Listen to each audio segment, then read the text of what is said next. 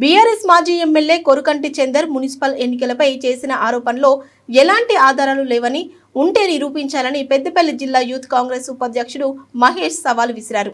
ప్రజా తీర్పుని అపహాస్యం చేస్తూ కాంగ్రెస్ పార్టీ ఎమ్మెల్యేపై చేసిన ఆరోపణలు పూర్తి అవాస్తవమని అన్నారు. రామగుండం మున్సిపల్ కార్పొరేషన్ ఎన్నికల్లో కాంగ్రెస్ సొంతంగా mayor, deputy mayor Congress party సొంతంగా కైవసం చేసుకుందని తెలిపారు. అందరికీ నమస్కారం.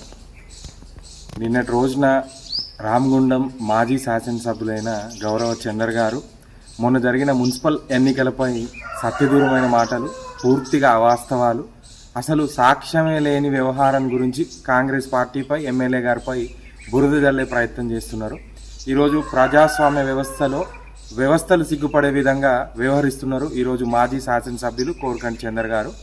ఈరోజు ఆ వ్యవహారానికి సంబంధించి మున్సిపల్ కార్పొరేషన్ ఎన్నికల్లో 60 డివిజన్లకు గాను 38 డివిజన్లు సొంతగా కాంగ్రెస్ పార్టీ బీఫామ్పై గెలిచిన కార్పొరేటర్లకు తోడు ఈరోజు 38తో పాటు 10 డివిజన్లలో మేము స్వల్ప మెజారిటీతో ఓడిపోవడం జరిగింది. అది నైతిక విజయం కాంగ్రెస్ పార్టీదే.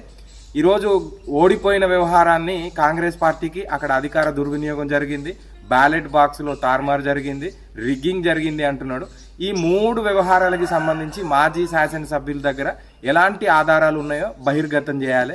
ఎంతసేపు ప్రెస్ మీట్లు పెట్టి రిప్రజెంటేషన్లు ఇచ్చి ఈరోజు కాంగ్రెస్ పార్టీని, ఎమ్మెల్యే గారిపై రౌడీజం, గుండాయిజం అని మాట్లాడుతున్నాడు.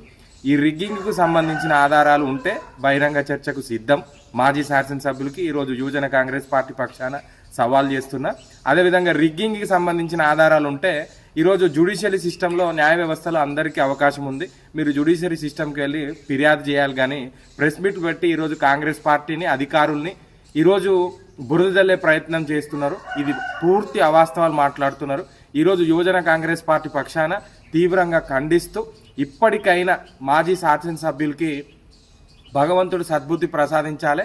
ఈరోజు డాక్టర్ బాబాసాహెబ్ అంబేద్కర్ ఇచ్చిన ఓటు అనే వజ్రాయుధాన్ని ఉపయోగించి మున్సిపల్ కార్పొరేషన్ ప్రజలు తీర్పుని వెల్లడించారు. ఆ తీర్పుని గౌరవించాల్సిన మాజీ ప్రజాప్రతినిధి ఆ తీర్పుని ఈరోజు బురద జల్లే ప్రయత్నం చేస్తున్నాడు. ఇది ప్రజాస్వామ్యానికి సిగ్గుచేటు.